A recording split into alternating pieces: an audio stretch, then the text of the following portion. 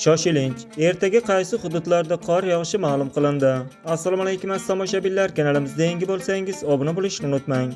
Ushbu xabar barcha fuqarolarga tezda yetib borishi uchun video ostiga like bosing. Like bosgan qo'lingiz dard ko'rmasin. 15-dekabr kuni kutilayotgan ob-havo ma'lumotlari e'lon qilindi. Unga ko'ra dushanba kuni qator hududlarda qor yog'ishi kutilmoqda.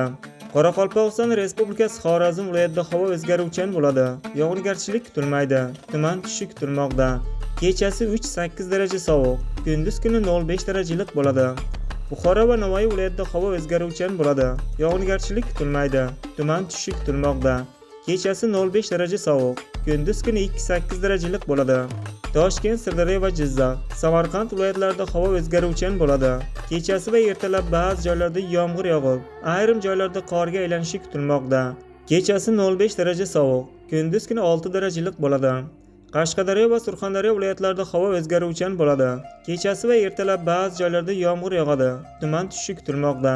Kechasi 2-8 daraja iliq, kunduz kuni 5-10 darajalik bo'ladi. Andijon, Namangan, Farg'ona viloyatlarida havo o'zgaruvchan bo'ladi. Kunning birinchi yarmida ba'zi joylarda yomg'ir yog'adi. Ayrim joylarda qorga aylanishi kutilmoqda. Kechasi 2-8 daraja iliq, kunduz kuni 5-10 darajalik bo'ladi. Respublikaning tog'oldi va tog'li hududlarida havo o'zgaruvchan bo'ladi. Vaqti bilan yog'ingarchilik qorga aylanishi kutilmoqda.